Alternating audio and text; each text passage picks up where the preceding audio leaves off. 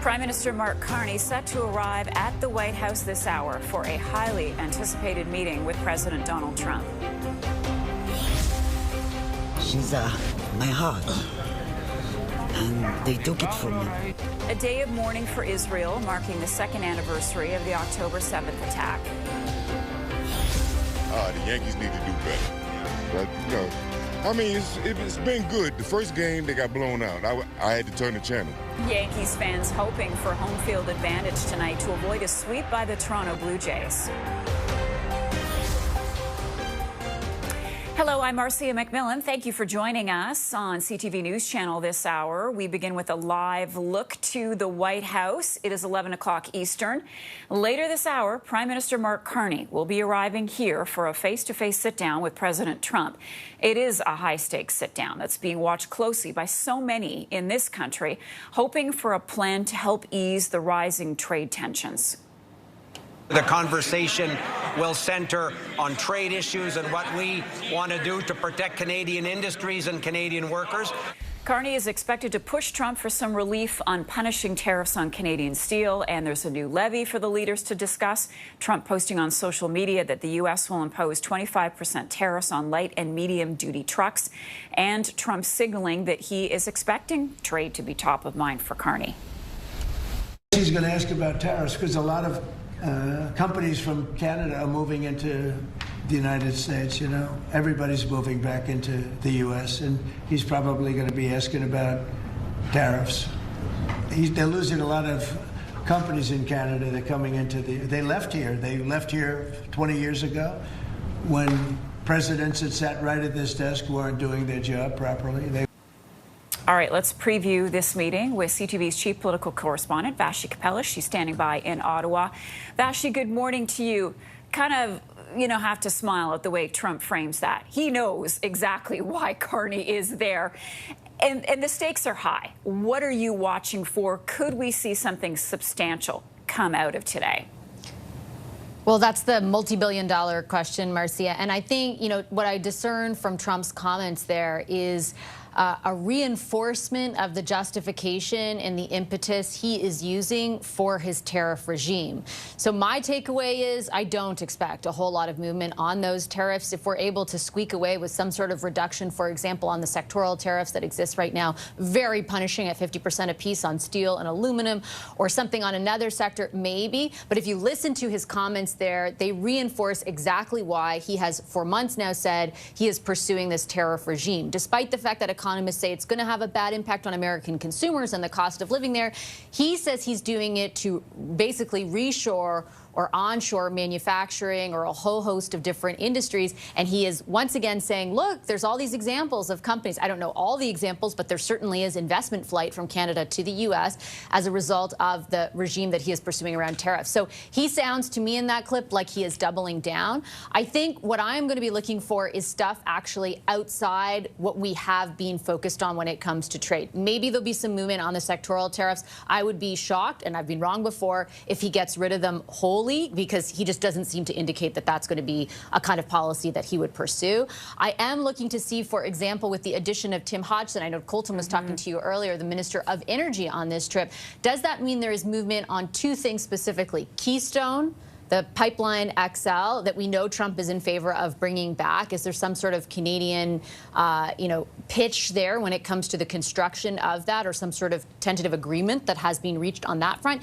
And then critical minerals. I have a number of sources over the past number of months, in fact, who have come forward to me saying that they think that Trump would like some sort of ownership stake in critical minerals or critical mineral mining companies in Canada, something along those lines. So is there movement on that front as well? Which brings up a whole other question. Is Canada today going to cede more ground, and what are we going to get in return? I think that's like kind of the central question of this thing. How much legwork, Vassy, do you think has been done ahead of this meeting? We understand that Carney and Trump have been in touch. They've been texting. They've had the odd phone call. So are they really starting from scratch today, I guess is my question?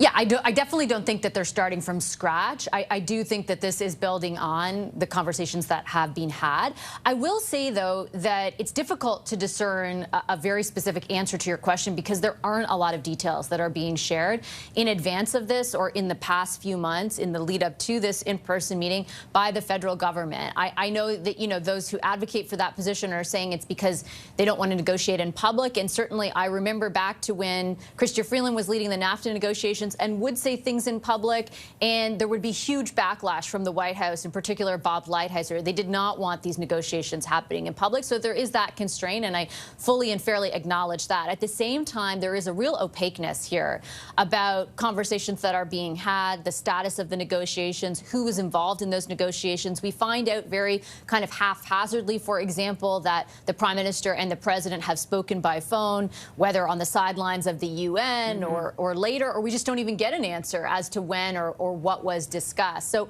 I think there has, of course, been preparatory work to come to this point in time, but there's been a whole lot of effort in the past 48 hours from the Prime Minister's office and the people around him to kind of downplay the expectation that something more pronounced or more specific comes out of this. I do think, though, there is political pressure to have something to show for this meeting. Well, that's my final question for you. Politically, how important is it for Carney to come home with something?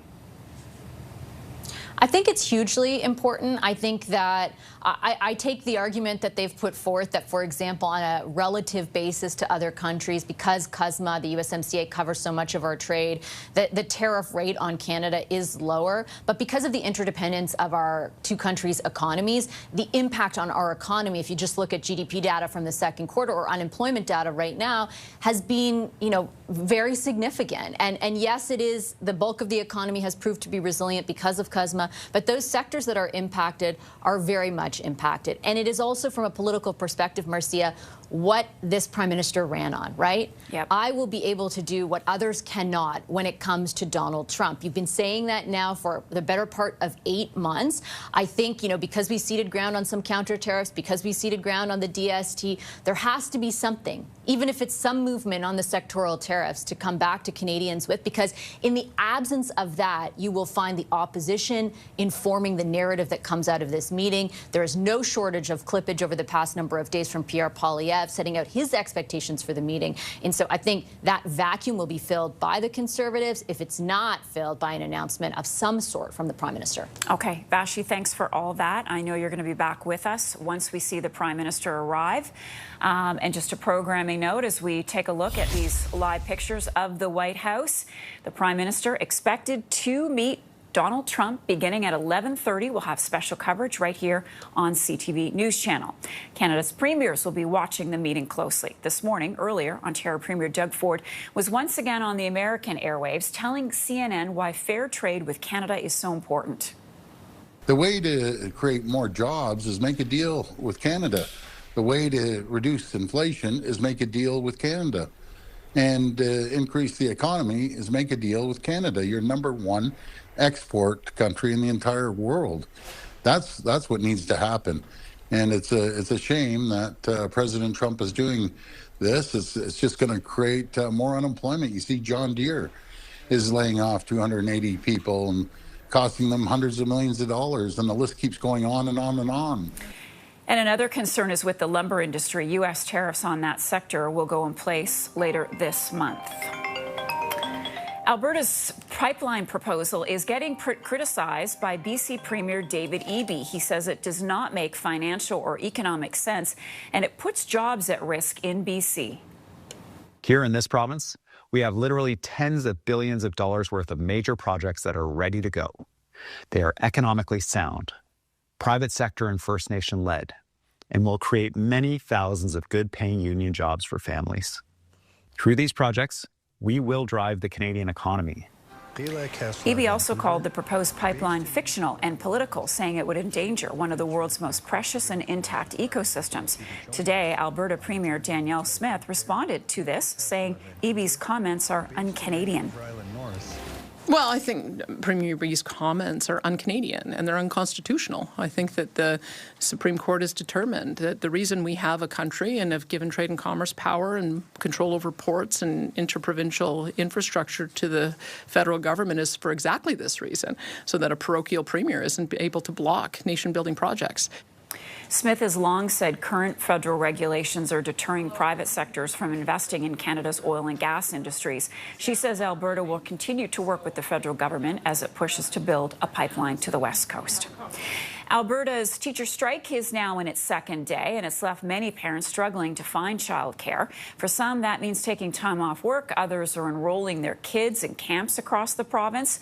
CTV's Tyler Barrow has more on the challenges some parents are facing. With the teacher strike, parents are left to figure out a plan for childcare. Julie Harrison works as a nurse and had to take Monday off to care for her 2 children. Kind of rearrange my shifts around, and, logistics are tough. She's also looking after 2 other families' children. I appreciate that, I can actually take some time and take other kids out. While some parents are taking time off, others are turning to those who suddenly have some free time. 15-year-old Elena Stobart is spending the day babysitting. I've been definitely getting a lot of calls and texts, just parents asking me to help babysit their kids because they don't have childcare to help. At Pennovate DIY Art Studio, they are offering full and half-day strike camp programming.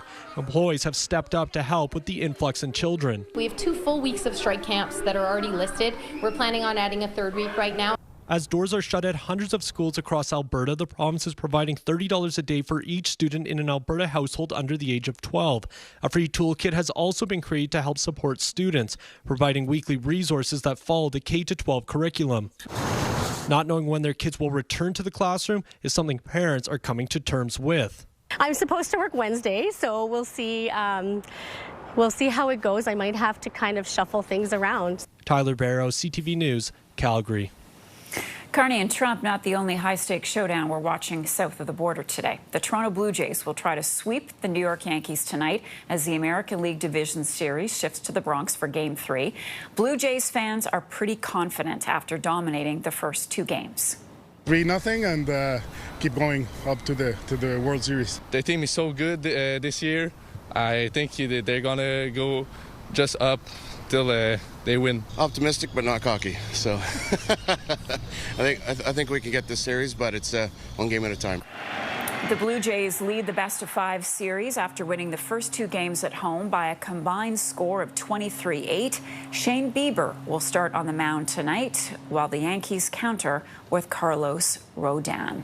Let's go live now to New York. We're checking in with Sean Leathong once again. He's there for us.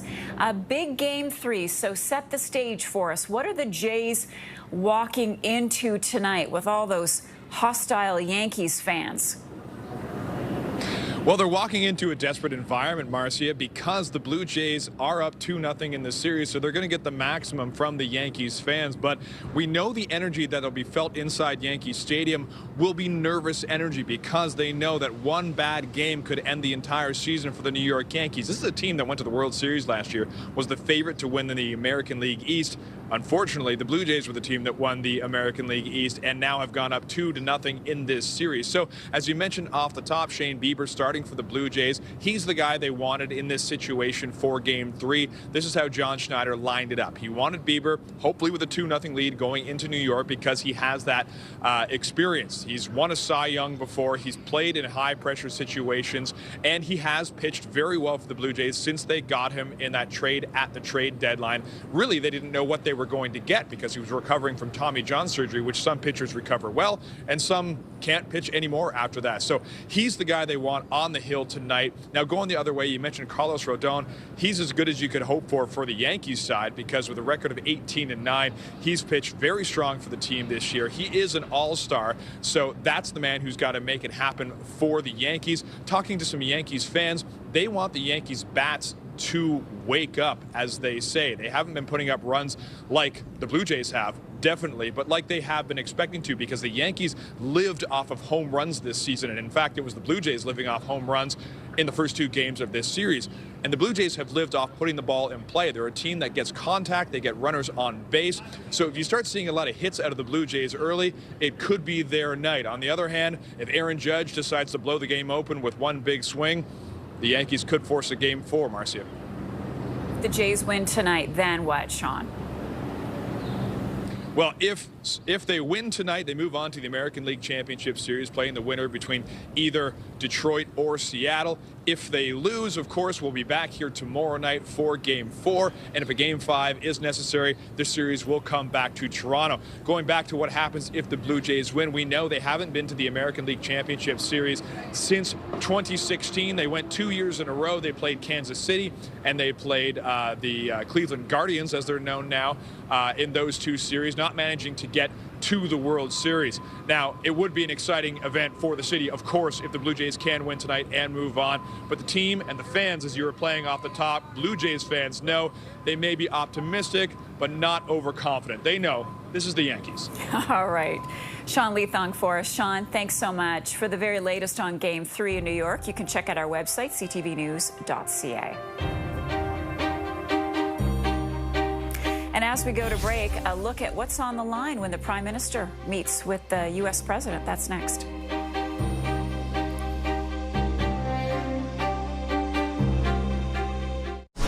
Grey's Anatomy, new season, Thursday at 10/8 Mountain on CTV.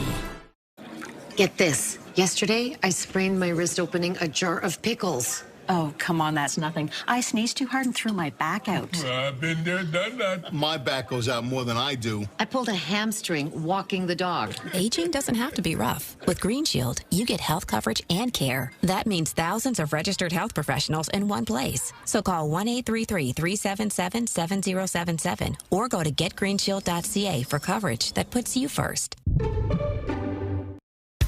Swiss Chalet's Thanksgiving feast is back. Enjoy Canada's famous rotisserie chicken, cranberry sauce, stuffing, and a slice of one of our signature pies. Our Thanksgiving feast ends October 13th. Only $18.29, only at Swiss Chalet. Question. If you can't see what's behind all this, how do you already know? It's Jeep. That takes you places that make you say, whoa! And if their hair looks like this, or you've got a couple of these, okay, more than a couple. Or if someone says, the doors come off. But that's why you never have to ask what they're driving. You just know what it was, what it is, and what it always will be. Because when you're an original, there's only one. The Brick's Midnight Madness starts Friday at 5 p.m. Get up to 50% off select mattresses. Plus, get up to $370 towards sleep accessories. And take 5 years to pay with no interest. Plus, free local delivery. The Brick, saving you more.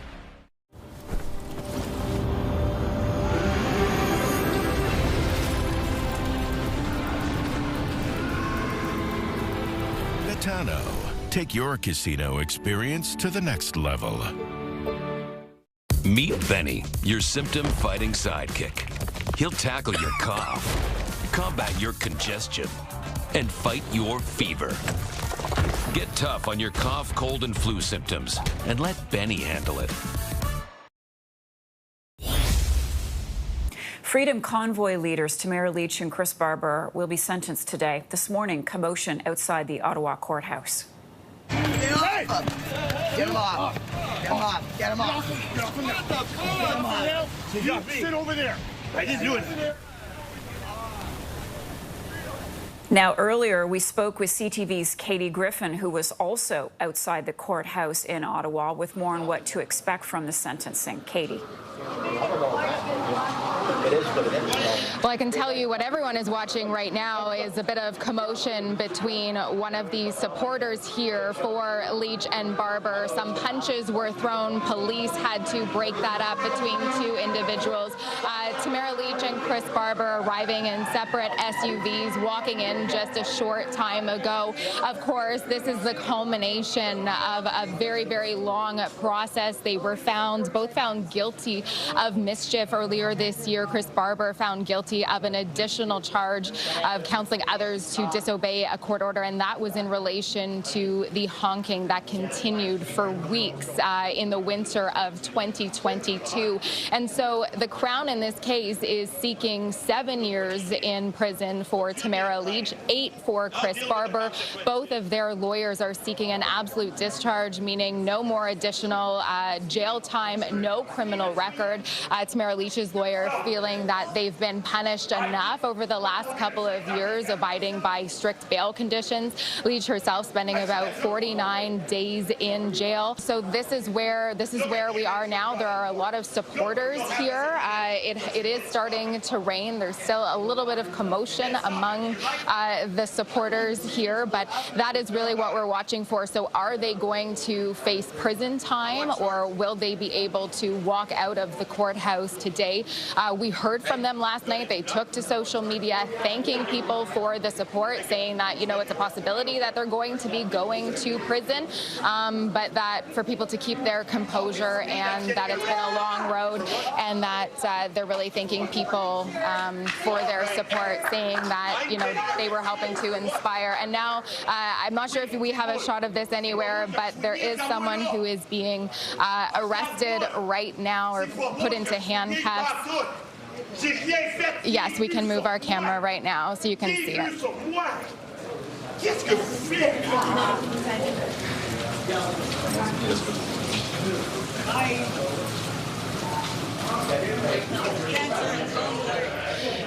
So that is one of the people who was involved in that earlier scuffle that I was talking about, where punches were being thrown. So not exactly sure what else transpired as we were on the air with you, but that one person at least has been brought into the court in handcuffs. Marcia. Katie Griffin, thanks so much for that. There is movement in the crime wave that has baffled police in BC for months and shaken the South Asian community. 7 men are now facing charges tied to 3 separate extortion cases. CTV's Martin McMahon reports.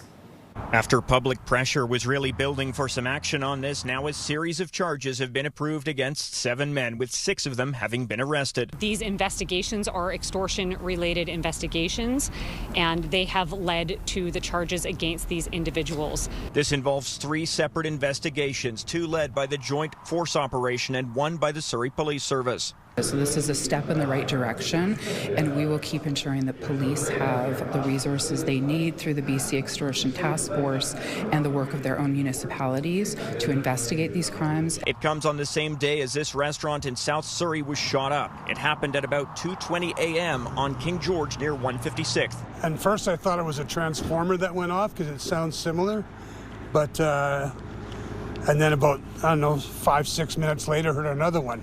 And I figured, oh, it's just I thought it was just gangsters shooting at each other. The restaurant is part of the Ustad G76 chain. Police are investigating this as a possible extortion case as well. We are appealing to anyone who may have been in the area of the 2100 block, King George Boulevard, this morning between the hours of 2 a.m. and 2:30 a.m. If you witnessed anyone or any suspicious vehicles, to please contact police. The restaurant chain was targeted less than 2 weeks ago with a separate shooting at a Maple Ridge location. So ultimately a day with a lot of action on this extortion issue, but on a day when police were hoping to probably restore some public confidence with word of these charges. That overnight restaurant shooting shows just how much of a live issue this still is. Martin McMahon, CTV News, Surrey. And we'll be back with more news right after this quick break. Grey's Anatomy, new season, Thursday at 10/8 Mountain on CTV. It's great to be helping out before my first grandkid arrives.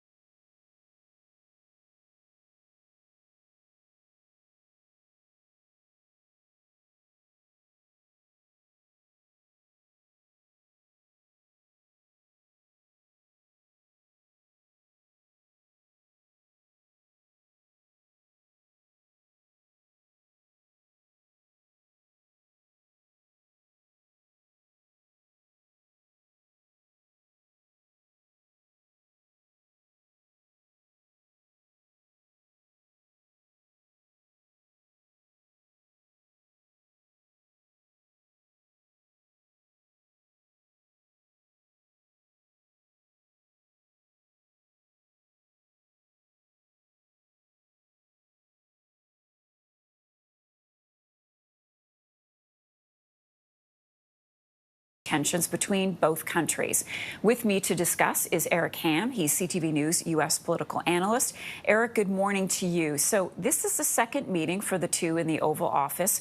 We heard from Trump yesterday saying, well, I guess Carney's coming because he wants to talk about trade. What sort of tone are you expecting from the president at this meeting? Where do you think things stand? Well, even though the president portrays this flippant attitude towards Canada, both men are actually under an enormous amount of pressure. Right now, we know that automakers, and largely a Ford Motor Company, is really pushing and pressing the administration on these tariffs, as well as bourbon makers, who are also seeing their prices not only continue to rise, but also their inability to sell their product in Canada. And so right now, there are a number of businesses that are looking for a thaw, both in relations and on the tariff front. In fact, we know Ford Motor Company is being hit with a $2 billion tariff hike right now. And so far, they have actually resisted passing those costs on to consumers. But many expect that that eventually will come to an end. And so there's enormous pressure there. And in addition to that, we also know that Canada is the only G7 country so far that has yet to actually strike an agreement on trade with the Trump administration. Now, of course, I think a lot of that stems from the president's bluster about Canada, even though he has a very good working relationship with the prime minister. But nevertheless, both of these men are actually going to be looking for a breakthrough. However, what we're hearing from our sources inside the White House is don't expect that to happen today. Don't expect that to happen today. And in a sense, we heard Trump, doubling down on the tariffs yesterday, saying that they are effective. Carney, nonetheless, looking for relief on steel tariffs, which have been punishing here in Canada. What sort of pressure does that put Trump under with American businesses like the automotive sector? Yeah, that's right. And we're seeing right now, of course, the economy does appear to be cooling in the United States. And while the president is certainly trying to put a very positive spin on what's taking place, the fact that many of his own base of support are looking for bailouts. We know the farming industry is struggling mightily right now. And of course, while the president says that they're bringing in record revenues from the tariffs, we're hearing something very, very different from many of those businesses and industries that are key to actually keeping the economy going and keeping the economy strong, which is what the president wants. But quite frankly, that's just not what we're seeing. All right, Eric, we're going to leave it there for just a moment, as we do need to take a break. Eric Ham is our U.S. political analyst. And of course, we're watching these doors at the White House as Prime Minister Carney is set to arrive momentarily to meet with President Trump. He's also joined by some key Canadian ministers. We'll be back after this short break. Don't go away.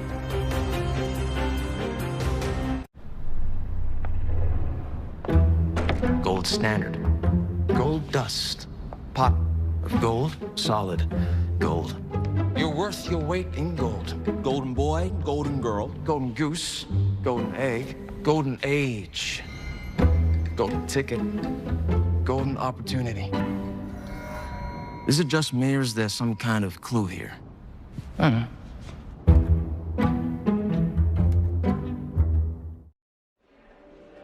Okay, I've grown my business to this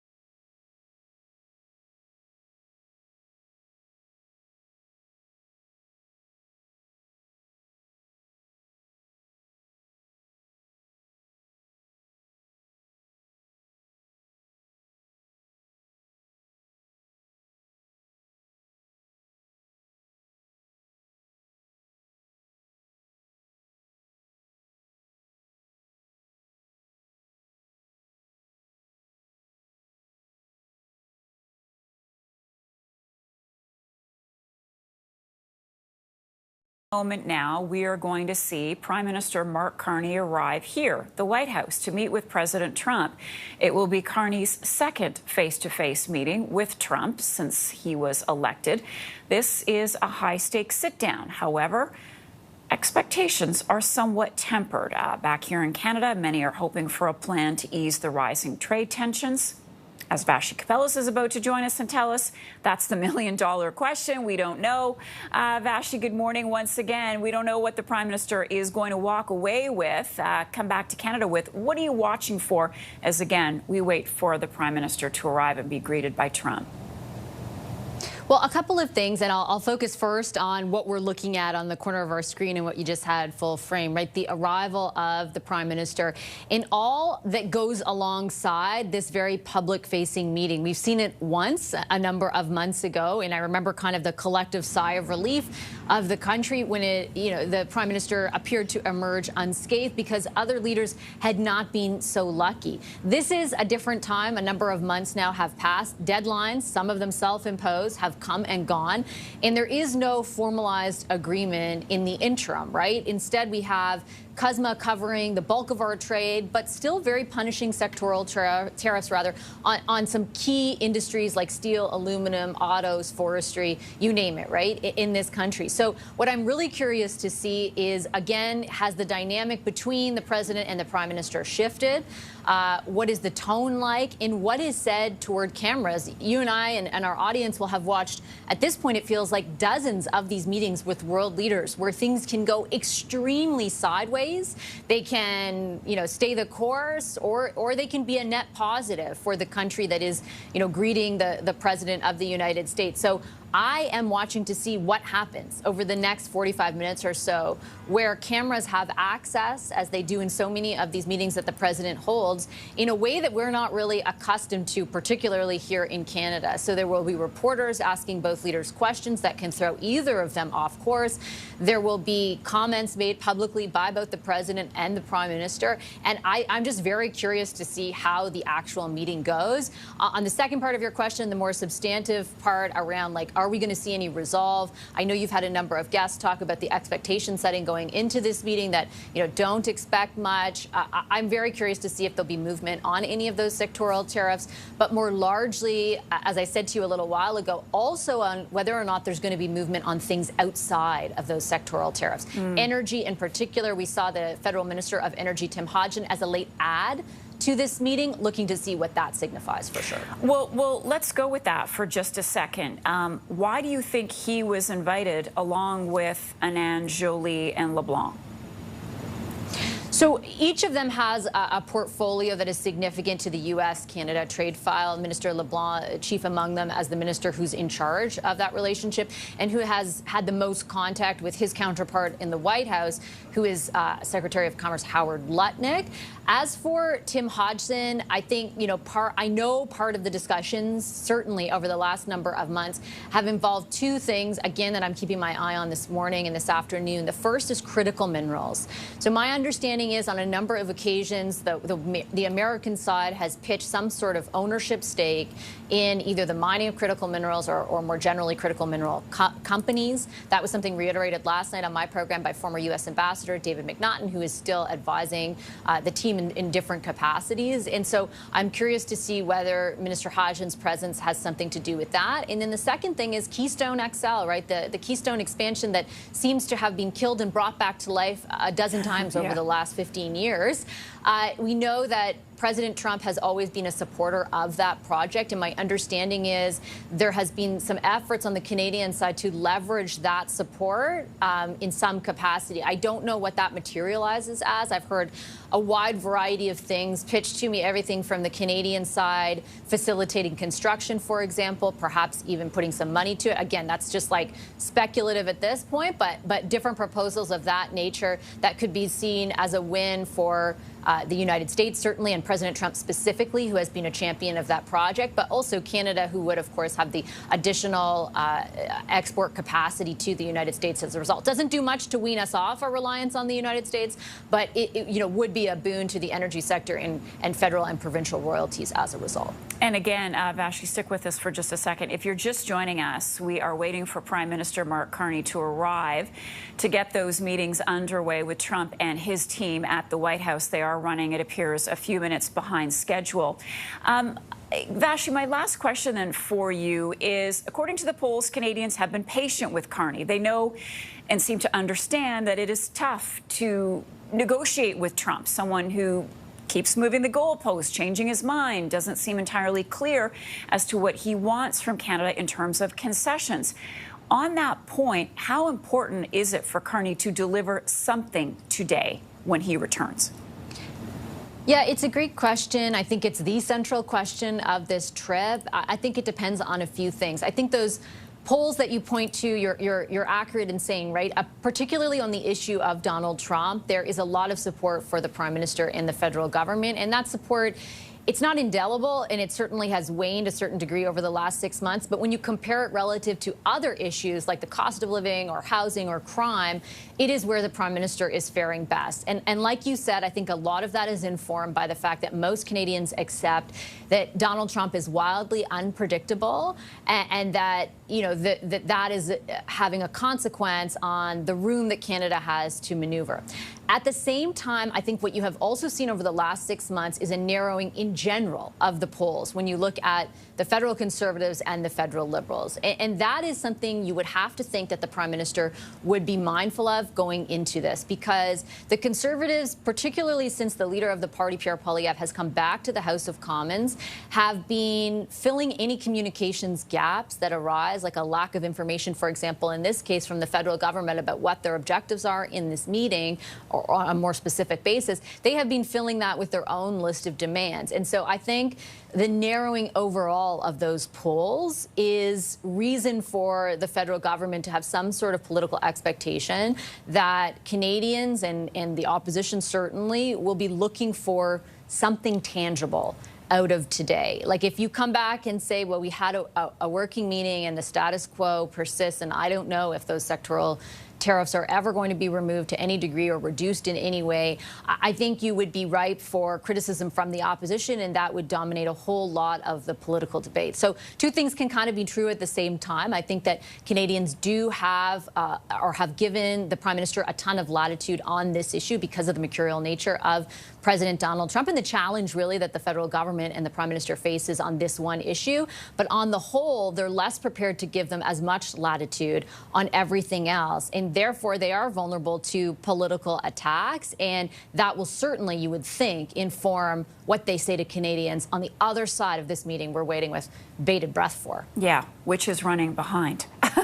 So we're going to stick with you for just a few more minutes if we can. I know you've got to go shortly, but I think everyone kind of breathed a sigh of relief after Carney's last meeting, when we saw Carney and Trump in the Oval Office and they were sitting there and it seemed to go smoothly. We know it has not always gone that way with other world leaders. How much stock will you place into that initial part of the day as to how things may play out? If Trump is in a good mood and they seem to get along, or as you say, there might be a change in tone from Trump, do you think it will be indicative of how successful this day will be?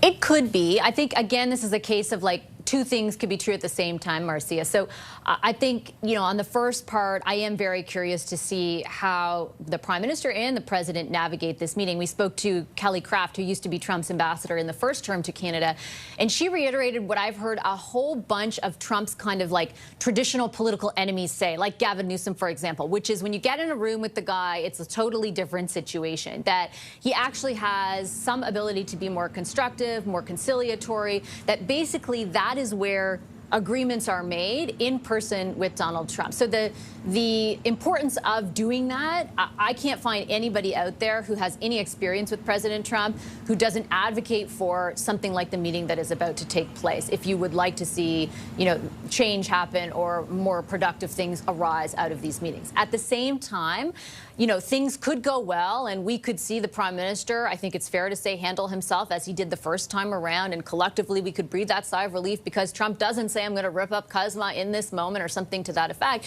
And at the same time, you know, there could be very little tangibly that the Prime Minister walks away from. And I think he'll be judged on both of those, and I think fairly so. Like, I think Canadians will be looking to see, how does our Prime Minister handle himself and the country's objectives and interests in the face of an in-person meeting in front of all those cameras and reporters in the Oval Office, while at the same time, we are going to rightly assess, like, what difference does it make to our economy and therefore to our lives? And the difference would be on the stuff that is still very punitive. And we've talked about it many times, all those sectoral tariffs, additional ones that were announced, for example, yesterday on trucks. And the list is feeling very long at this point. So I think both of those things are going to be informing the way in which Canadians perceive the success or lack thereof of today's meeting. Vashi, thanks so much for all of that. I know you've got your radio program coming up. Again, we appreciate your time with us, and we're watching this shot in the corner of our screens. We've just heard from Premier Doug Ford, who was speaking about the meeting. Let's listen. The auto sector, you know, they're going to see an increase of over $107 billion. Other companies are seeing it. John Deere, they're laying over 280 people off because of tariffs. We're seeing it across every single sector. So it's time to sit down, let's get a deal, or let's start hitting back. Premier, are you advocating the approach that Prime Minister Trudeau had more than the approach that Prime Minister Carney had? Trudeau, of course, imposed counter tariffs, and it didn't work. But you think we should go back to the Trudeau approach? Well, I think we take an approach that let's get a deal. If the Americans want to see inflation stop, you make a deal with Canada. You want to see the economy grow, make a deal with Canada. That's what we need to do, because it will hurt both countries if we don't. But you sure don't sit back and get beat up by a bully every single day. It's like a kid going to the schoolyard and getting punched in the face every day. It's time to hit back if he can't get a deal. Maybe Prime Minister Carney knows something I don't know. And if that's the case, he should sit down with the premiers and explain that. That's what he needs to do. Cut off the power back on the table. Hydro surcharges, and then you pull those off the table. That's right. Are you willing to do that? Is Ontario going to hit back? Well, what we need to do is use that energy to be more competitive. If he wants to shut down every single industry, President Trump, we're going to need the energy. We're giving the U.S. energy at an extremely low cost. We're keeping 1.5 million lights on and businesses open in New York and Michigan and Minnesota, and I know other provinces are doing the same thing. Let's start giving it to our manufacturers. They work a night shift, off hours, off peak hours. Maybe they want to shift some manufacturing and get their electricity at a much lower cost. I'd rather support our Ontario manufacturers and support our neighbors south of the border that are competing against us, and President Trump constantly attacking our economy, attacking our people. Premier, on your letter to mayors today on speed cameras, yes, they were calling for the cameras to be tweaked so they only ticket those egregiously speeding and for the cameras to only operate during school hours. What's so unreasonable about that? What's unreasonable is a total cash grab, and we know speed cameras do not work. Simple as that.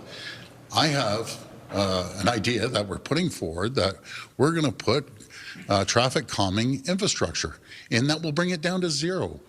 Folks, Toronto has one speed camera that produced over 70,000 tickets and millions of dollars of income. Now, wouldn't you think, rather than sit there and collect all the money, because it is a cash grab off the taxpayers, wouldn't you think someone would come up with common sense and say, okay, we're putting speed bumps on Parkside Drive, we're putting turnabouts. You just take a drive through Forest Hill, there's no speed cameras. I'll tell you a reason why. Every street you go down, no matter if it's a crosswalk, it's raised, or speed bumps. So they don't have a problem with speeding. If you want to continue making it a cash grab and not looking at alternatives, we have an alternative to put infrastructure in. But folks, they don't want to do that. They want to continue to collect hundreds of millions of dollars and continue speeding. Let speeding happen. They aren't worried about the safety of people. If they were, they'd start installing infrastructure. traffic calming infrastructure. Cash grab to tweak the camera so they're catching someone going 20 or 30. Richard, it's still a cash grab. So what you're saying, so what you folks are saying, let's just let the people continue speeding and let's not do anything to actually slow them down.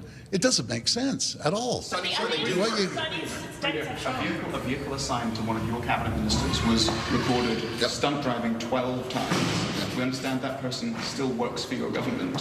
Why? Well, speeding's unacceptable no matter who it is, and they're paying it out of their own pocket. Again, I'm going to repeat it, it's unacceptable. But I'll tell you one thing, if we put infrastructure in, no one's going to be speeding. It's simple as this. This is like a no-brainer. I can't even believe we're even having this conversation. I have one solution that's going to eliminate speeding, and the other solution is let's have a cash grab. Let's continue getting cash off taxpayers instead of a real solution. They don't want to do it, and I'll tell you the reason they don't want to do it. So they have processing facilities. One in Brampton, one in York Region, one in Newmarket, one in Toronto. And every ticket, they're collecting on top of the ticket, they're collecting $20 per ticket. And as for the infrastructure, they've cut deals with these camera companies, and some in the US, some in Canada, and they're paying to install them. And we're going to indemnify all the communities that are doing it. Now, folks, there's 444 municipalities.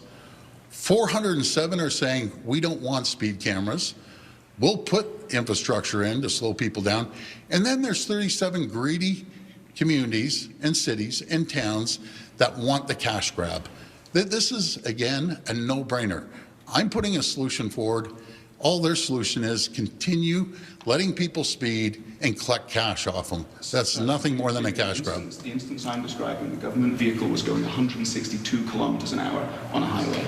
They still, as far as we know, work for your government. You say that there are punishments. You say people face consequences. You're against speeding.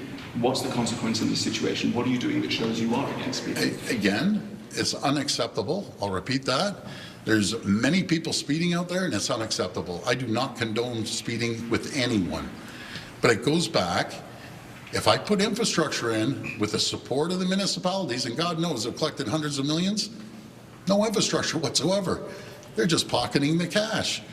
I guarantee you, no one will be speeding, 100%. But Premier, I'm sorry, go ahead. On marine land, it Yes. seems like things are coming to a head today. The company has said that they might have to euthanize the whales if they don't get some more money from the federal government to help care for them. Are you going to do anything about that situation? Well, again, this is marine land is privately owned. Now the federal government declined a permit to move them and allow these whales to live a better life.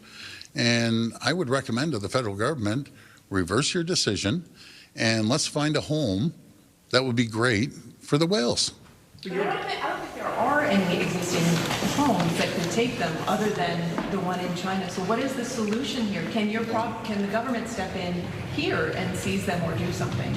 Well, we have our inspectors that go in and inspect the whales all the time.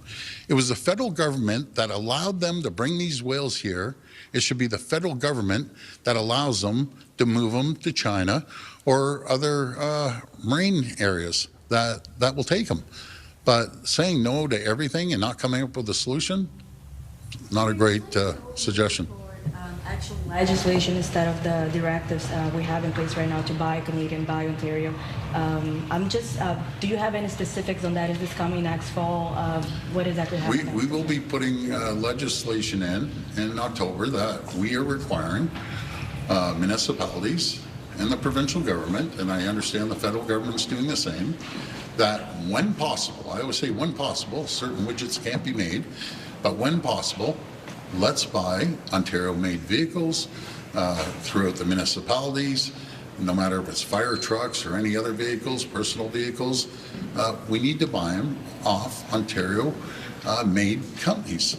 So anything that's made here in Ontario, when possible, let's do that. And the people have a lot of power here. When you're going shopping, look at the Ontario-made or Canadian-made products that you buy. Put pressure on the big 5 retailers, not to outsource their food, which is happening, by the way, and products.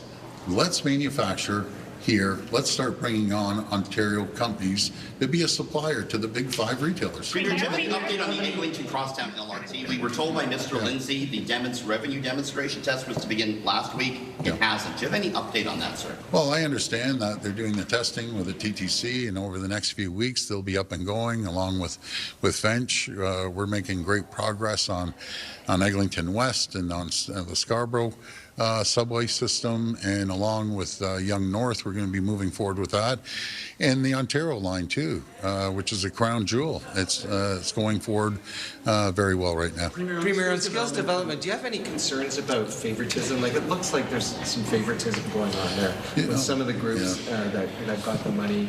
Well, lobbyists and thank you. Skills Development is Fund is one of the best programs we've ever put together. It's created over 700,000 opportunities for people to teach them a trade, no matter if it's healthcare or manufacturing or in the skills trade themselves, and this has changed people's lives. So we're going to focus on that. We're going to continue moving forward. I understand the federal government wants to do the same thing. I love their participation because, again, it gives someone a trade or a skill that they never had before. It'll be a job for life, and that's what we're focusing on. We want to bring it from over 700,000 over 1 million people that have been trained. The federal government actually said that they're concerned and want to look into to make sure that the $1 billion a year they send to Ontario to fund all this stuff, this isn't even your money, it's federal money, that it's being spent properly. Are you concerned about their comments about that? Well, as much as I'm concerned, the $12 billion that we send to the federal government, but in saying that, it's our money, it's on our budget, it's on our books, and we look forward to them joining the program to make sure that we have more skilled trade people, helping people with a disability, with a disability that have never been able to get a job. Now they have a trade that they can go out there and get a job and feel great about themselves and bring home a paycheck every single week that otherwise they wouldn't be able to do. Why are lobbyists, though, allowed to be involved? You know, one of the lobbyists, advises you quite frequently, presents to caucus, presents to cabinet, made the decision on when the election should be. Why is it that Corey Tenike's firm, as an example, was allowed to lobby and gain about $100 million in terms of that skills development fund money? Well, I can't answer what they make or what they don't make. I can tell you every organization, some of the largest corporations, governments, municipalities, they have lobbyists. What we make a decision on what's best for the people. And when we can get out there and train 700,000 people and give them a trade for life or help the healthcare system or manufacturing, that's what we're going to focus on. And we're going to continue. And we're going to continue moving forward. The NDP calls it corruption. The NDP have no solutions. All they believe in is taxing people. That's what they believe in. And it's ironic, the NDP, when they have the private sector union sending them over opportunities and funding through commercials and everything else, that's the pot calling the kettle black. We're pro-business government, making sure that we employ people. That's our...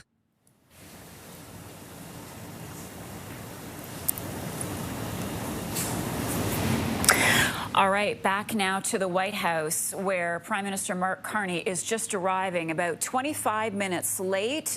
Carney being greeted there by President Trump. Let's listen just for a moment.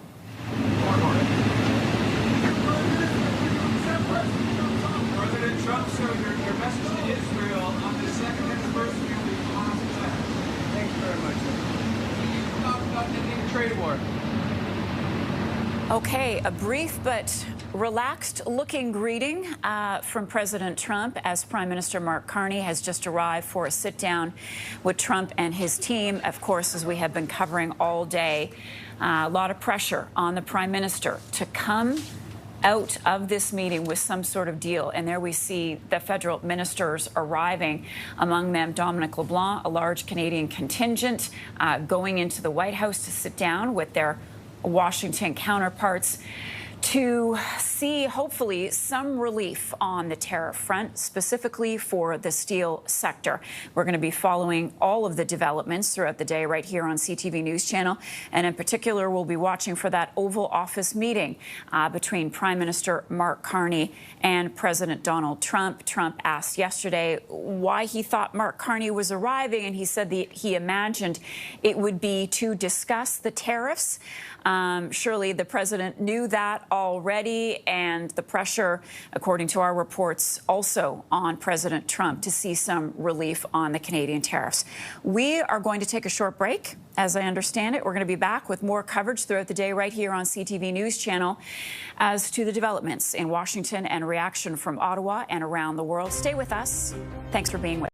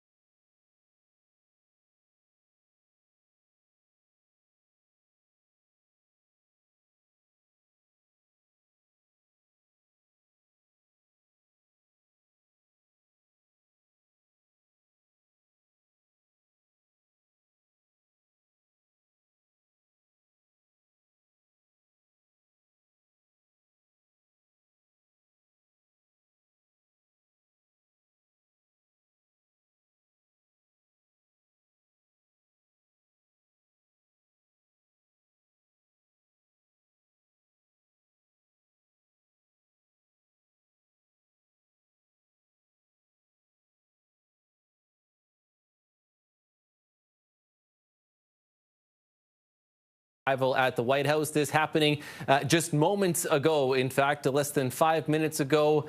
Mark Carney being greeted by U.S. President Donald Trump. The two anticipating to have a conversation this afternoon. The expectations have been tempered in the last 24 hours or so of what could come of this meeting between the leaders of Canada and the United States. There was some hope initially that we could see possibly some of the sectoral tariffs and some relief, but we're going to keep a close eye on this. Once we do hear anything, we will certainly bring that to you live from the White House. Now, Canadian premiers are watching that meeting very closely today. Earlier, Ontario Premier Doug Ford spoke outside his office, urging the Prime Minister to stand up to tariffs. we can never take a backseat to anyone, especially President Trump. We have a great country, resilient country, a powerful economically, we're powerful. The U.S. exports more products to Canada than anywhere in the entire world. And it sounds great with the Americans until they start seeing inflation. We've seen inflation down in the U.S. I just came back from a meeting in Quebec with 2 governors. They're seeing inflation. Now, another concern is for the lumber industry. U.S. tariffs on that sector are set to go into place later this month. Alberta Premier Danielle Smith is in Ottawa today trying to rally support for a West Coast pipeline project. Now, that plan continues to be criticized by BC Premier David Eby, who says it does not make financial or economic sense and it actually puts jobs at risk in British Columbia. Here in this province, we have literally tens of billions of dollars worth of major projects that are ready to go. They are economically sound, private sector and First Nation led, and will create many thousands of good-paying union jobs for families.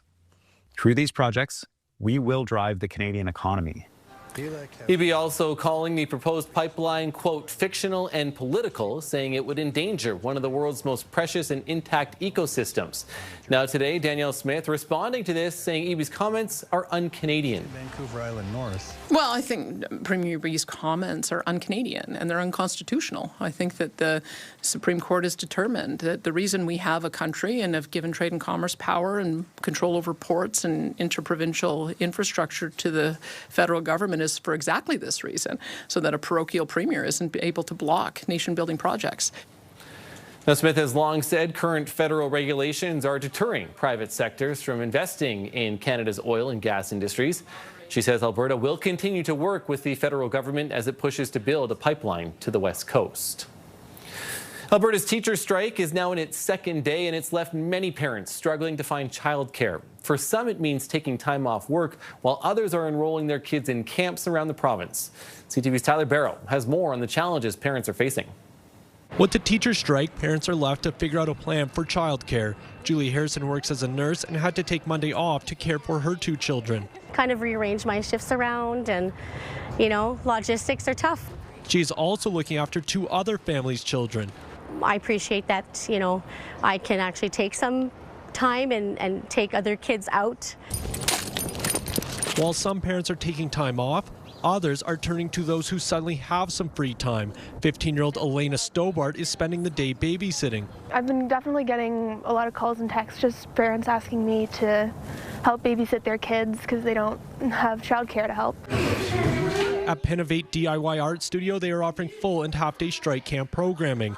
Employees have stepped up to help with the influx in children. We have 2 full weeks of strike camps that are already listed. We're planning on adding a 3rd week right now. As doors are shut at hundreds of schools across Alberta, the province is providing $30 a day for each student in an Alberta household under the age of 12. A free toolkit has also been created to help support students, providing weekly resources that follow the K-12 curriculum. Not knowing when their kids will return to the classroom is something parents are coming to terms with. I'm supposed to work Wednesday, so we'll see how it goes. I might have to kind of shuffle things around. Tyler Barrow, CTV News, Calgary.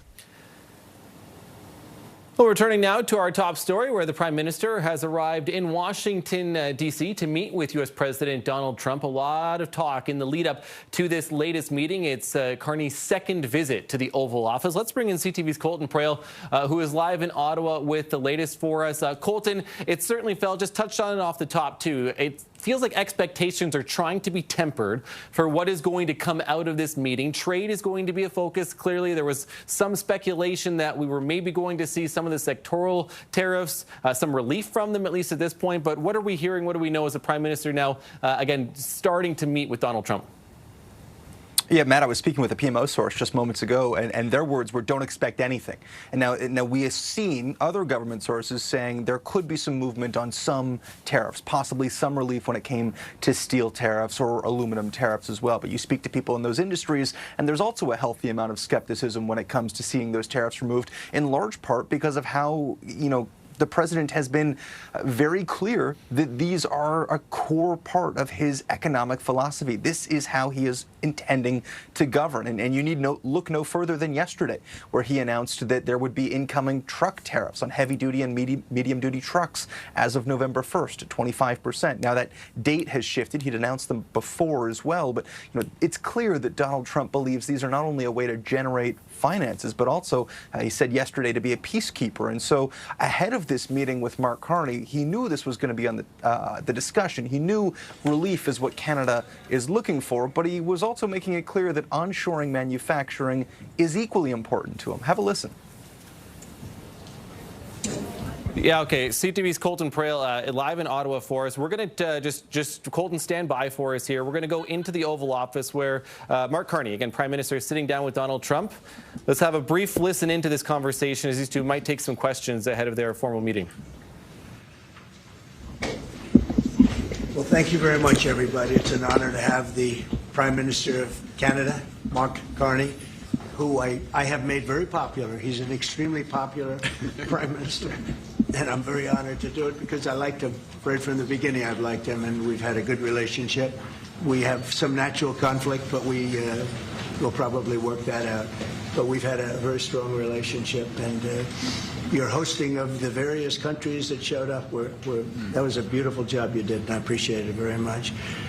We're going to be talking about trade. We're going to be talking about a lot of different things. We'll certainly be talking about Gaza. We're in very serious negotiations to, I guess you could say, depending on the way you count, 3,000 years. You could say 500 years. You could say, but that it's been raging for a long time.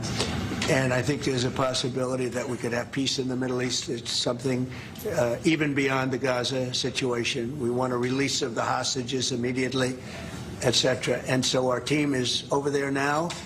Another team just left, and other countries, literally every country in the world has supported the plan. Yep. I don't think there's anybody that hasn't, actually, not that I've seen. But there's a real chance that we could do something, so you may have some questions on that later. But in the meantime, we'll spend some time and we'll make some deals and we'll do some things that are good for both of our countries. And Mark, it's an honor to have you. Thank you very much. Thank you very much, Mr. President. If I may, you kindly hosted me and some of my colleagues a few months ago, and I said at the time, you are a transformative president. And since then, the transformation in the economy, unprecedented commitments of NATO partners to defense spending, peace from India, Pakistan through to Azerbaijan, Armenia, disabling Iran as a force of terror, and now, and I'm running out of time, but this is in many respects the most important. The merger of Canada and the United States. That wasn't where I was going. On this solemn day of commemoration of the horrific attacks of October 7th, for the first time in decades, hundreds of years, thousands of years, this prospect of peace that you've made possible. Canada stands foursquare behind those efforts, and we'll do whatever we can to support Very that. nice. Yeah. Thank you very much. Any questions? What would it take for you to drop or lower your tariffs on Canadian sectors, including aluminum and steel? Well, we're going to be talking about that with the Prime Minister. We'll be talking about tariffs. We'll be talking about a lot of that, but that's for a little bit later on. I want to just acknowledge our great ambassador. Is he doing a good job? He's doing a good job. Otherwise, I'll get him out of there so fast. No, you have a good Is it the White House's position that furloughed workers should be paid for their back pay? I would say it depends on who we're talking about. I can tell you this, the Democrats have put a lot of people in great risk and jeopardy, but it really depends on who you're talking about. But for the most part, we're going to take care of our people. There are some people that really don't deserve to be taken care of, and we'll take care of them in a different way. Okay? Thank you. Mr. President, in your opinion, why has Canada and the United States failed to reach an agreement up until now? Well, it's a complicated agreement, more complicated maybe than any other agreement we have on trade, because, we have natural conflict. We also have mutual love. We have great love for each other. I love this. I love Canada and the people of Canada, and Mark feels the same way about here. The problem we have is that they want a car company and I want a car company, meaning the U.S. wants a car company, and they want steel and we want steel. And, you know, so in other countries they're very far away, and there's no problem. You can compete and you can do. We don't like to compete because we sort of hurt each other when we compete, and so we have a natural conflict. It's a natural business conflict. Nothing wrong with it. And I think we've come a long way over the last few months, actually, in terms of that relationship. So when it comes to trade, the United States was always giving everything. They gave everything to Canada. They would, you know, let car companies leave here and go to Canada. But that hurts the United States. And, you know, other presidents didn't see that. They weren't business-oriented. They might have been good politicians in some cases, not in all cases. They were bad at both. But it's a very natural conflict, and it's something that we're working out. Canada has offered a lot of compromise this summer. Are you willing today to offer some compromise to Canada, maybe on steel, on aluminum? Well, we've made compromise, and we've made some compromise even on steel. But, you know, we have the same basic authority and the same basic, this could be also a little bit of a conflict with other countries all over the world on steel, because we want to make our own steel. We don't want to bring steel in for the most part, but we will bring it in, and we do bring it in. We continue to bring it in from Canada, but there is a tariff to pay. And I think that would be a normal thing to say, but we've come a long way. I think, Howard, we can truly say, do you want to make a comment on that? Well, I think the opportunity to work together, but as you said, there's conflict. You know, why do we make cars in Canada? You've called that out, and you've addressed that. So there are places we should work together, and there are places that we have natural conflict. It's a tough situation because we want to make our cars here. At the same time, we want Canada to do well making cars. So we're working on formulas, and I think we'll get there. Canadians are refusing to go to the U.S. The numbers are down like 23% in the first 7 months of the year. What do you say to Canadians that don't want to go to the U.S. now because of your 51st state talk, because of the trade war, the tariffs? Yeah. And well, fear I understand that. Look, I understand that, and Americans don't want to buy cars that are made in Canada. You know, I mean, we have the same conflict. So there isn't. It's something that will get worked out. There's still great love between the two countries, but you know, American people want product here. They want to make it here. Detroit was emptied out and moved to Canada, moved to Mexico, moved to other places, not just Canada, and now they're all moving back. You know, they're moving back. We have right now. I was just telling Mark, we have 17 trillion, but it's really much higher. That was as of a couple of months ago. Yeah.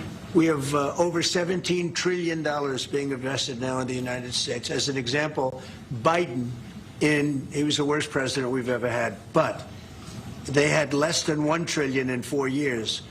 We have more than 17 trillion in 8 months. 8 months. And I think that number is going to be $21, $22 trillion. There's never been anything like that in the history of the world for any country, not even close. You know, if you did 1 trillion in a year, that's pretty good. We're going to do over 20. And it's coming in with AI. It's coming in with auto plants. You know, we're building auto plants, a lot of auto plants in the U.S. It's coming in for a lot of reasons. It's coming in because of the fact, I think the November 5th election was a big factor, and I think the tariffs are a big factor.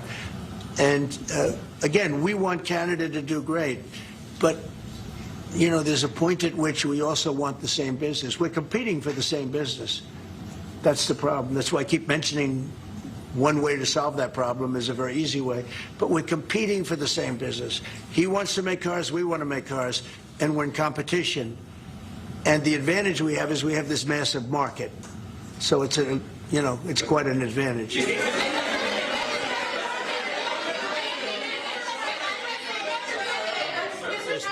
Mr. President, can we talk about Portland for a second? Are you planning to invoke the Insurrection Act? And that would be, a very long-standing law that's been on the books. Yeah, well, it's been invoked before, as you know. If you look at Chicago, Chicago's a great city where there's a lot of crime. And if the governor can't do the job, we'll do the job. It's all very simple. They probably had 50 murders in Chicago over the last 5, 6, 7 months. Many people were shot. And then the governor gets up and he says, well, we can handle it. They can't handle it. They don't know what they're doing. The mayor is grossly incompetent. He's at a 4% approval rating in Chicago. He's at a 4%, lowest approval rating, lower than even de Blasio had, which is hard to believe in New York. I thought de Blasio would always maintain that record, but the Chicago guy is even lower. So I think that we want safe cities. If you look at D.C., you would right now, Mark, you could go out, take your family out to dinner, you could walk right down the middle of the street. There is no crime in D.C. When I got here, this place was a raging hellhole where people would come from Canada, people would come from other places and end up getting shot. Nobody's being shot. The National Guard's been unbelievable. I mean, they are strong, tough guys. You know, we won something at the Supreme Court, which is a big deal, merit. Everything now in this country is merit-based. I didn't think I'd ever see it again. And we have our soldiers are merit-based, too. And they're central casting. And they walk through that town, and I'll tell you what, this place is safe. It's beautiful. Now we're in Memphis, and the same thing's happening. You're getting the reports. The bad guys are saying, we don't want anything to do with this.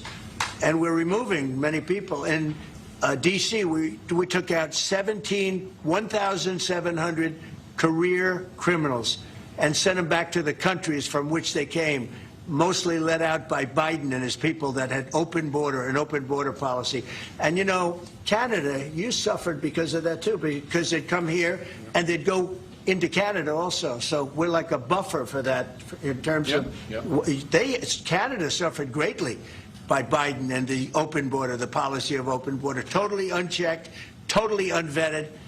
And these people were, you know, if you got 5%, 2%, now you were getting a lot of bad people. And we now have a closed border. You've done well. Yep. We have a closed border, and it's a really closed border. In fact, for 4 months, I don't even know if this is possible, but the figures were released. 0 people were able to come into the United States from the southern border. 0. And as you know, we've taken a very hard stand on drugs. This is also benefiting you. We call them the water drugs, the drugs that come in through water. They're not coming. There are no boats anymore. Frankly, there are no fishing boats. There's no boats out there, period. If you want to know the truth, we're saying, does anybody go fishing anymore? The fact is we knocked out, probably saved at least 100,000 lives, American lives, Canadian lives, by taking out all those boats coming in. So it's, and now they don't come in that way anymore. Now they'll come in other ways, and we're not going to allow that either. So we've done a great job on that. But on crime, Chicago's a great city, but you can't be a great city if you have murders and if you have a lot of problems, and they do. And they have an incompetent policy, just like they had open border policy. Anybody could come in. They came in from prisons. They came in from mental institutions, drug dealers. They came in from all over the place, and we don't have that anymore. This country is becoming we're a very strong country. Look, financially speaking, I would say that because of the tariffs, because of the election, because of the policy, because of the great, big, beautiful deal, it's what I added the word great because it really is. It's the biggest bill ever passed in the history of our country. We don't need another bill. It's the biggest tax cuts. I mean, when you think no tax on tips, no tax on Social Security, no tax on overtime for the people. But far beyond that, what it does is incentivizes auto plants and AI and all of the things that nobody's ever passed a bill like. We don't need another bill. We don't need any more bills. I said, let's get it all at once. I was greatly helped by our Speaker, Mike Johnson, and by the Senate. I'll tell you what, John Thune's been, both of those guys have been incredible. And we got a bill passed that I said, let's see if we can get it all done. Because these Democrats are like insurrectionists, okay? They're so bad for our country. Their policy is so bad for our country. I said, let's see if we can get it all done. And everybody said it's not doable. Because it's the biggest bill ever passed in the history of our country. And we got it all done. We don't need anything else. We got everything we want. And now, because of that, that's a big reason why the companies are coming in. You know, 1 year depreciation, 1 year write-off, 1 year expensing. Nobody's ever seen anything like it. So they're So they're coming in from all over the world. But to have a great country, you can't have crime. And we don't have crime, but we have cities where there's tremendous crime. And Chicago's one of them. And if the governor can't straighten it out, we'll straighten it out. Thank you. A question for the President. Do you remain committed to, Mr. Prime Minister, I'd like to know how come the UK and the European Union have succeeded to sign deals and bring the tariffs down, and Canada still hasn't been able to do the same? Yeah, because they're not located right next to each other. It makes it, in many cases, it's much better and easier. But yeah, and if I may, let's be clear about the relationship as it stands right now.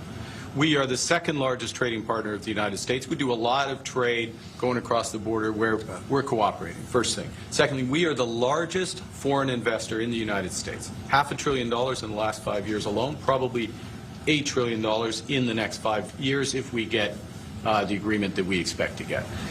Thirdly, there are areas, as the President just said, where conflict, maybe not so much conflict, we compete. There are areas where we compete, and it's in those areas where we have to come to an agreement that works. But there are more areas where we are stronger together, and that's what we're focused on. And we're going to get the right deal. Right deal for America, right deal, obviously, from my perspective, for Canada.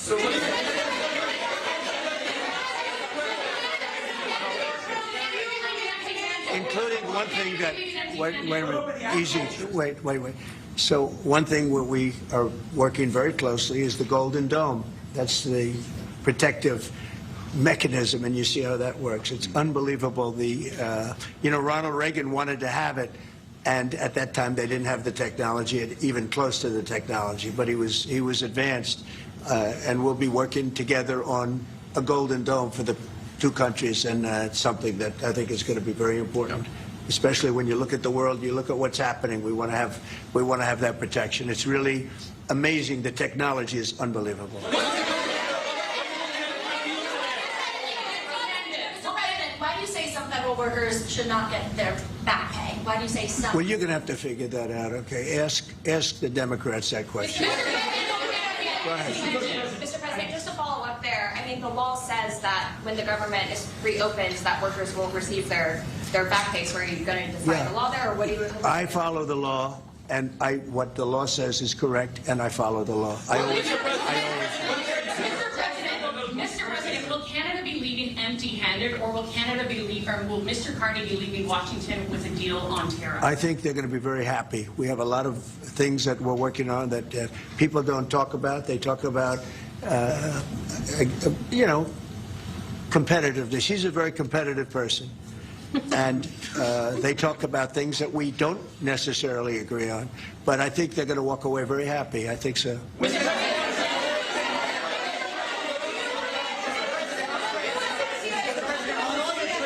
Signed, there's been a minimum tariff that countries have got. When USMCA gets renegotiated, do you want a minimum tariff on goods between Canada and the U.S.? Well, we're going to have tariffs between Canada, and, they have them with us. I will say with our farmers, as you know, they went up to as much as 400%, 250, 300, and even one at 401. We found one having to do with a very small product, but it was high. So we've always had tariffs between the two of us, and actually Canada was charging us very high tariffs on our agricultural things, a lot of our agricultural product, and that's one of the things that we talk about for bringing that down. So this is a mutual thing, but we've been charged tariffs. Look, we're the king of being screwed by tariffs, just so you understand. And I'm not talking about with Canada. I'm talking about with countries all over the world. When you look at Europe, when you look at China, when you look at all of the almost every country charged the U.S., we didn't charge them. Because we were led by stupid people in many cases. Stupid people. They took advantage of our country. They're not taking advantage of us anymore. If you looked at European Union, they're all my friends. I don't blame them. I blame our presidents. I blame our past presidents and, business leaders. But we are the king of countries that have been taken advantage of for many, many years. We've been paying trillions and trillions of dollars and receiving nothing at all. As an example, prior to the deal with Europe, where they pay a lot of money, but they're happy, and I'm happy. The deal was good. It's a fair deal, but it wasn't fair.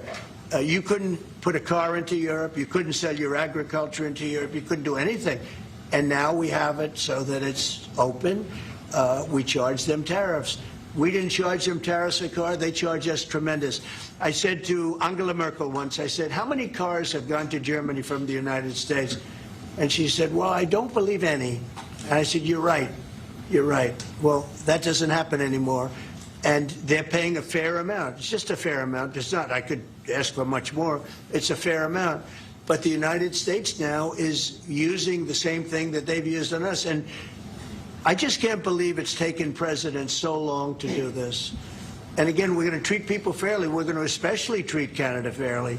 But I can't believe it's taken so long where we get charged and don't charge them.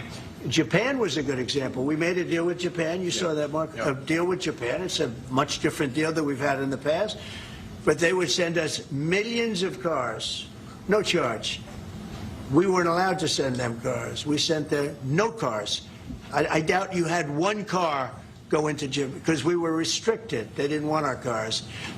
Same thing with Europe, same thing with other places. So now all we do now is fairness, but fairness leads us to the most successful country there's ever been. You know, we have some advantages over other countries, and we do have a great market. We have an amazing market.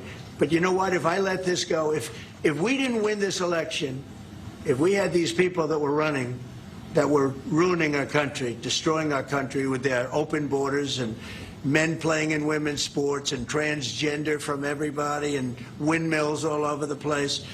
If we allowed that to go on for another couple of years, we would be, I'm not sure that we'd even have a country.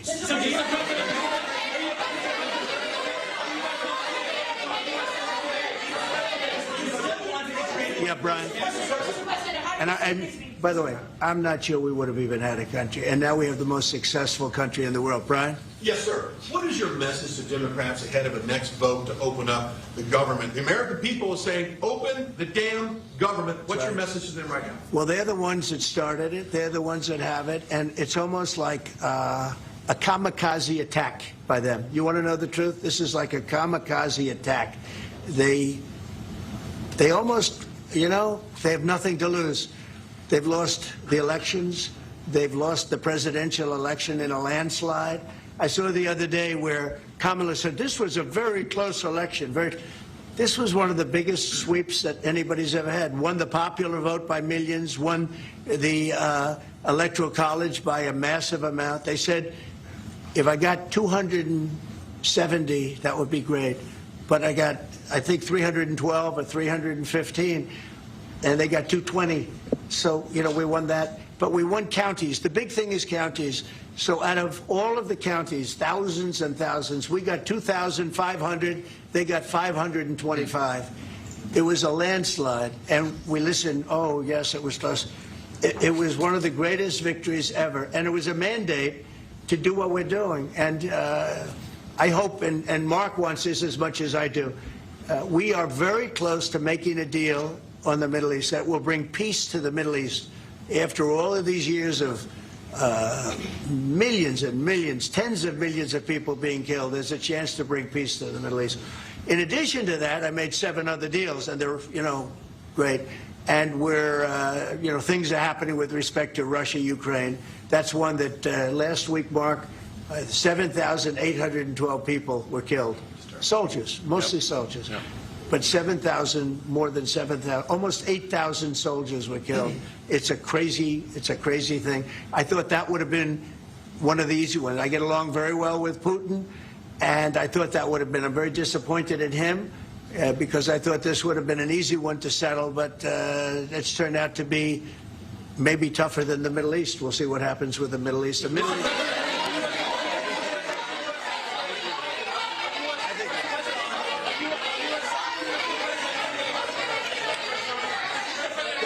Behind, yes. Is the fentanyl crisis over with Canada, with the Canadian border? Is what? The fentanyl crisis. No, it's not over. It's never. I think it's never going to be over, frankly. But they've done. Canada's worked hard, and they've done a much better job than in the past. We have Very few people coming in through our southern border, too. We've worked with Canada and we've worked with Mexico, so we've made it a lot better. Look, 80 is too much. 80 is too much. Wait. On fentanyl, any amount is too much. So we've gotten it down. It's down substantially. It's less than 1%, but it's still too much. It's too much at home in Canada. A lot of people. Yeah, we got to stamp it out. USMCA, are the two of you both committed to seeing it through in the renegotiation of that deal that you made? Well, we can renegotiate it, and that would be good, or we can just do different deals. We're allowed to do different deals if we want. We might make deals that are better for the individual countries. I don't care. I want to make whatever the best deal is for this country, and also very much with Canada in mind. Yeah, go ahead, please. Go ahead, sir. Sir, on China, what more can the United States and Canada do together to counter China? Well, you have to be able to compete. They're a great competitor, and Mark and I both know that, and you have to be able to compete. We have big advantages over China for lots of different reasons, and I think we're doing very well with China. I get along very well with President Xi. I'm going to be meeting him in a few weeks, as you know. I'll be meeting him in South Korea, but we've had a very good relationship for a long time. But you have to be able to compete. To do well with China, if you can't compete, you're not going to do well with China, and Canada is very competitive. I can tell you that. Canada is a very competitive country, and I think Canada's done very well over the years with China. Yeah, we have, but we'll do better together on that. Mr. President, on Golden Dome, Middle East, what guarantees are you giving your Arab partners that Israel will not resume its offensive after the hostages are released? Well, the primary guarantee is once this deal happens, if it does happen, look, they're in negotiations right now, we are going to do everything possible. We have a lot of power, and we're going to do everything possible to make sure everybody adheres to the deal. Okay? Are you concerned about the delays at airports, and how do you see the shutdown ending? Oh, sure. I mean, it's they're all Democrat delays. There are delays at the airport. That's standard. And again, this is something that every day we put forth a bill. It's just a continuation. It's a very simple thing to sign and very simple to do. And I really think that these are people that I think they have nothing to lose. They have a party that's out of control. They have no leader. Nobody knows who the leader is. I look at people with very low IQs like Crockett, this woman Crockett. I never met her, but she's a low IQ individual. I look at AOC talking about how if they want to negotiate, they can come to my office. She's not in that position to do that. And who the hell is she to say that? And then I watch Nancy Pelosi not knowing what to do. I watch their leadership. Look, Schumer is petrified of primary because he's not going to win probably against anybody in a primary. You know, Schumer did the right thing, but he handled it badly originally a year ago. He did probably the right thing, but he handled it badly. I think Schumer's incapable of making a deal. They are a mess. They're a party that has no leadership. They have, and they have no policy. You know, I think we have great leadership in Canada. I'll give Canada, but because I do like Canada. But, you know, we're the hottest country in the world right now. There's never been a country that has the kind of money coming into it. There's never been anything like this. There's never been a country that if you take $1 trillion, that would be unbelievable. We're going to have over $20 trillion invested in this country. There's never been anything like what you're seeing, and it's based on good policy and common sense and leadership. Yeah.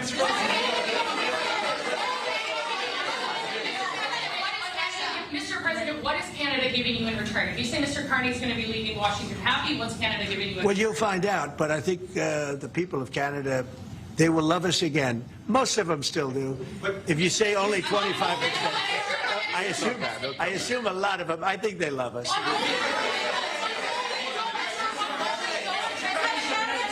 And you know what?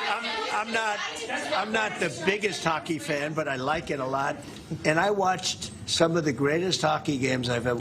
How good were those games, right? Yeah, very good. We're coming down for the World Series, Mr. President. Oh, good. In April. By the way, your team is.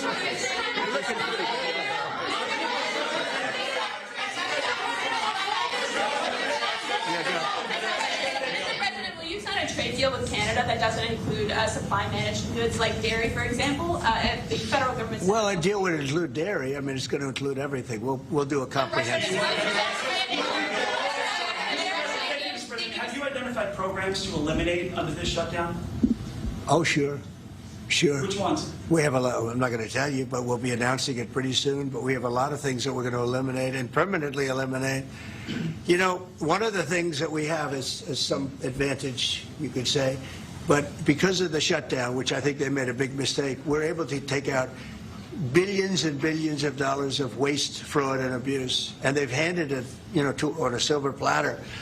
And you know Russell Vogt, he's a serious person, very serious person, and he's sitting there and he's getting ready to cut things. And this is something that was handed to us by, I assume, Schumer. I just don't know if Schumer has any power anymore. I look at your leadership, I don't know who to speak to. I'll tell you what, I'm getting calls from Democrats wanting to meet. I never even heard their names before, and they're claiming to be leaders. The Democrats have no leader. They remind me of Somalia, okay? You know? And I met the president of Somalia. I told him about the problem he's got. I said, you have somebody from Somalia who's telling us how to run our country. She's from Somalia. He said, would you like to take her back? He said, no, I don't want her. Okay, you know who I'm talking about? Say it again, please. How many permanent jobs are you talking about? Well, I can tell you, I'll be able to tell you that in 4 or 5 days if this keeps going on. If this keeps going on, it'll be substantial, and a lot of those jobs will never come back. But you're going to have a lot closer to a balanced budget, actually. Is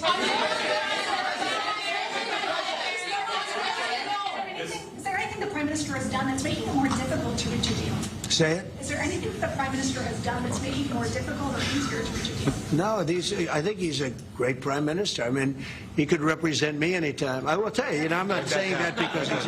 No, he is a very strong, very good leader. He's a nice man, but he could be nasty. He could be very nasty. Maybe as nasty as anybody. How? I think Canada, let me put it this way, I can tell you this, because I deal with lots of leaders all over the world.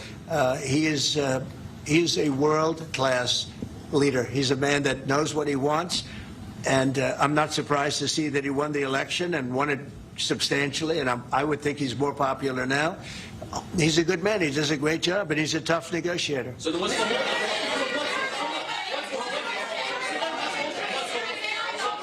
then what's holding things up? If he's a great man and you want to do a deal with Canada, why aren't you? Because I want to be a great man, too. Thank you very much. Thank you, everybody. That could have been...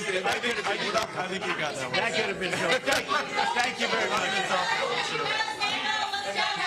Thank you.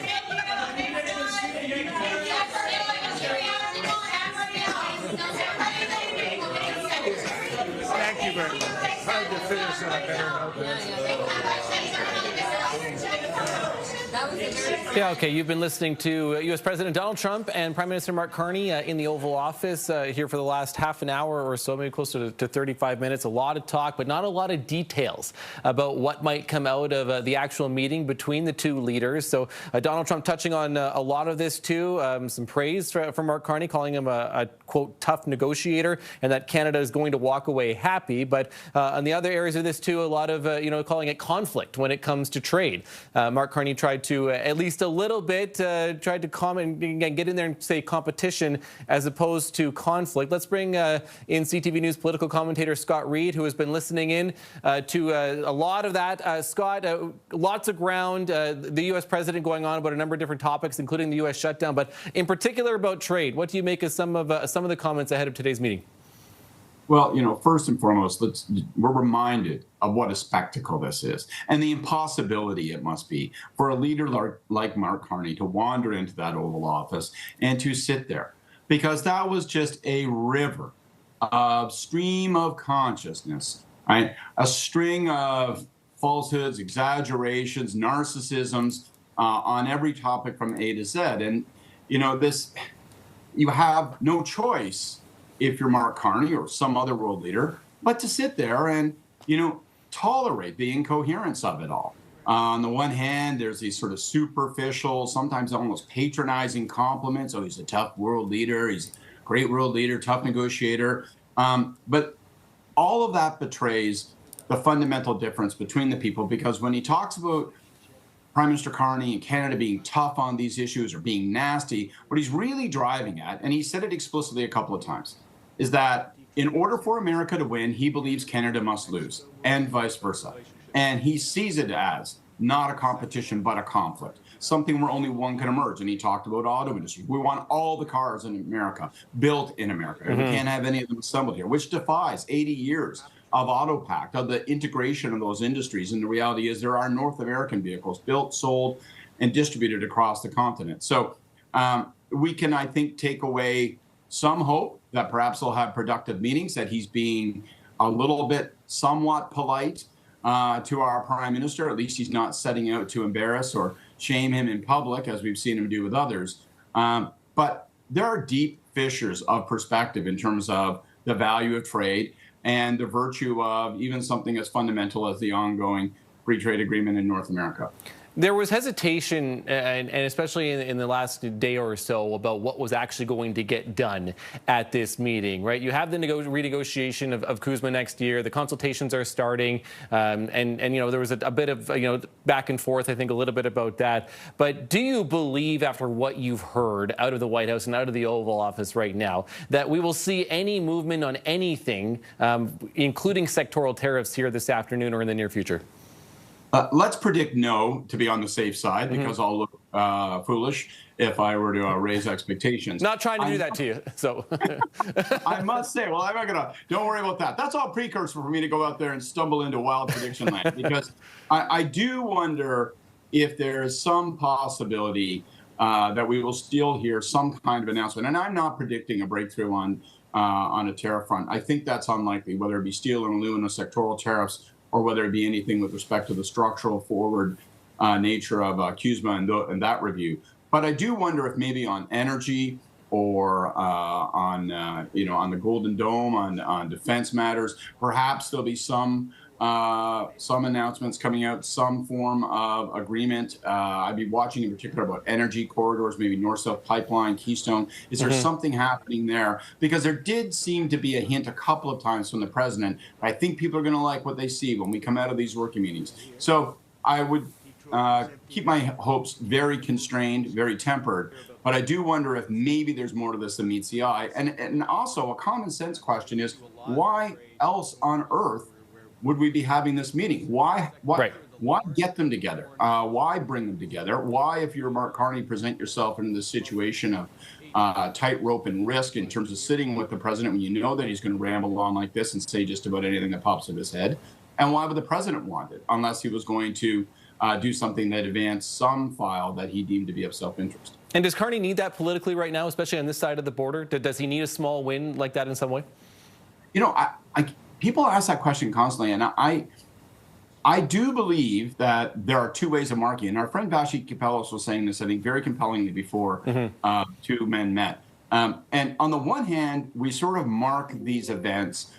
Can Carney get through them? Knowing the irrationality. I think Canadians think this way too. They go, oh my God, how could anybody survive a setting such as that? Can he get through there without getting pasted? Okay, that's a success. The more enduring success, the more fundamental success, the success that matters more to real people across the country is anything economically in terms of our self-interest advanced.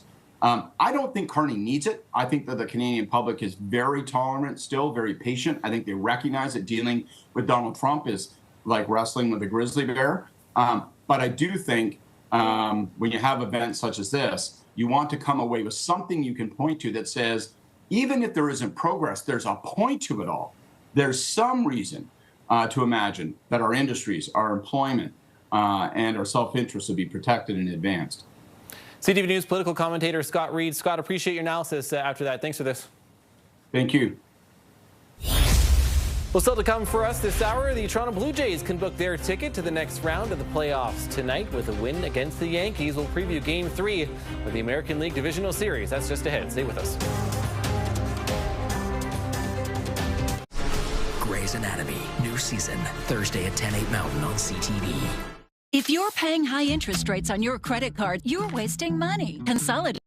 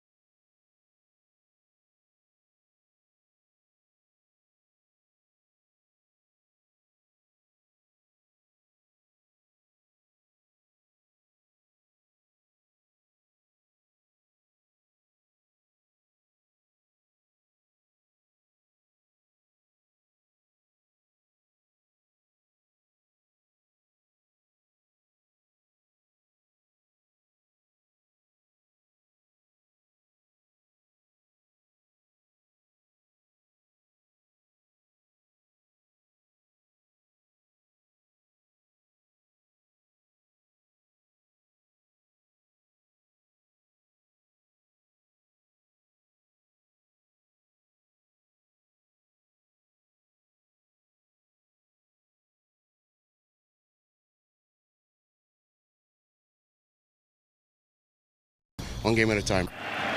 Certainly is. The Blue Jays lead the best of 5 after winning the first 2 games at home by a combined score of 23-8. Shane Bieber is going to get the call for the Jays to start on the mound tonight, while the Yankees will counter with Carlos Rodon. Jay slugger Vladimir Guerrero Jr., he had 2 homers in the series too, including that memorable grand slam in Game 2. Joining me now is Matt Cause, TSN 1050 host and the co-host of the Mac Win Cause podcast. Right. Thanks for being here. Absolutely. Much better to be here in person than staring at my phone in my living room. Yeah. Love that you're here. Let's get into this. The Blue Jays on fire, right? They have absolutely been on fire here for the last couple of games heading into the playoffs. Yeah. For you, they have not been as good away from home, but this is the playoffs, different story. So what do we make of their chances tonight? Well, I think the first thing is the most remarkable is the home runs. The Jays, middle of the pack. Yankees were the best home run team in baseball. Jays have out-homered them 8-1. Now, what I'm curious about is Shane Bieber does give up, has been a bit home run prone, and going up against Giancarlo Stanton, Aaron Judge in New York. I think that's one thing to keep an eye on in terms of this game now going from Toronto to New York. So that's probably the biggest first I'm looking at in terms of just the geographical shift. Yeah, which is interesting. Now, Yankee Stadium, too, known for home runs, too. Yeah, the short right? porch, Because it's still at the short porch, especially right field at different points, so it's maybe there. But the Blue Jays tonight looked to Shane Bieber after a couple of pretty good outings from Kevin Gausman and then Troy Savage, which was just unbelievable in game number 2. So looking to Bieber and Jays fans, a trade deadline acquisition, but still lots high hopes for a former Cy Young Award winner. This is such an incredible moment for Shane Bieber. You go out, and he had a good regular season. This was a nice bounce back coming back from the Tommy John surgery. If you can go out and limit the Yankees in New York and do it in Game 3 of the divisional round and end the Yankees season, this will be such a huge thing for Bieber to just announce to the baseball world, I'm back to being the player that won the Cy Young. Bieber had success against the Yankees in the postseason back in his Cleveland days many years ago. So, yeah, I mean, the storyline with Bieber there. On the other side, then, Carlos Rodon. Last time we saw him, he pitched Game 2 against Boston, where the Yankees needed to win that game, or they would have been eliminated in the wild card. Rodon was able to pitch 6 innings, was very good. So, yeah, this is a very fascinating pitching matchup between these two teams. What would it mean? You know, the Blue Jays haven't swept a series. They did it for the first time back in 2016 when they won the ALDS over Texas. But what would it mean to this team getting, into the Final Four? They would face the winner of Seattle or Detroit. What do you think it means for baseball fans? Clearly it's Canada's only Major League Baseball team. But what would this mean, especially with a sweep heading into the next round? It would mean that the rest of the baseball world would believe in Toronto. Going into this round, almost everyone was taking the Yankees on ESPN, The Athletic, most of the major media sources. The betting lines have the Yankees as a favorite. If Toronto goes and does this, and Vlad keeps doing this sort of power, now it changes everything. Now Toronto would be considered the clear favorite in the American League, and then, gives you a little bit more time off. Maybe allows for Bo Bichette to come back. And just the confidence, if they could go out and do it tonight against a Yankee team where there's a lot of pressure on them. They haven't won the World Series in '09, which is not a big deal for a lot of franchises, but for New York, where everyone is spoiled, it is a big deal. Very big deal. Exciting stuff. Mark Carney said it himself, apparently, that Canada's going down for the World Series. Matt Cause, TSN 1050 host and the Cause and Naka podcast. Thanks again for being here. Absolutely. A time for a short break. We're going to be right back after this. Grey's Anatomy, new season, Thursday at 10, 8 Mountain on CTV.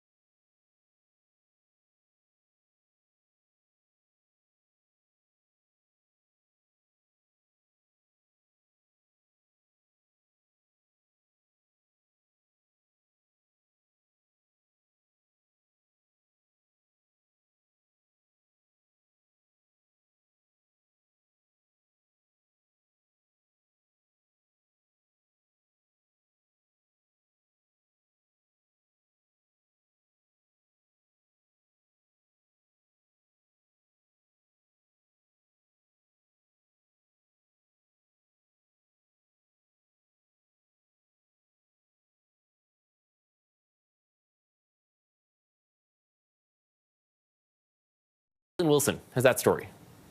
Our whole livelihood was in there, and now there's nothing left. A devastating reality for Jason P. Law and his family. 15 years of memories gone in a flash after a fire tore through their home less than a week ago. My wife went that morning to put coffee on, but she moved the coffee pot from the corner near the fridge onto the stove, and inadvertently turned on the knob because we have an electric stove with front knobs. He says she stepped away to take a shower, and within 10 minutes, the main floor was engulfed in flames. His wife and son made it out safely, but nearly everything else was destroyed. I might have a bit of something in my bedroom, but other than that, there's nothing left, and we have to start from ground zero.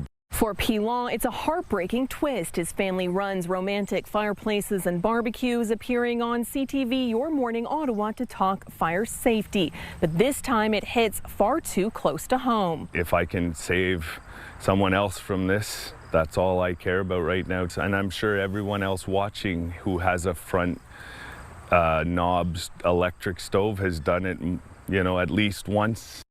Flames were shooting out from here like 4 or 5 feet.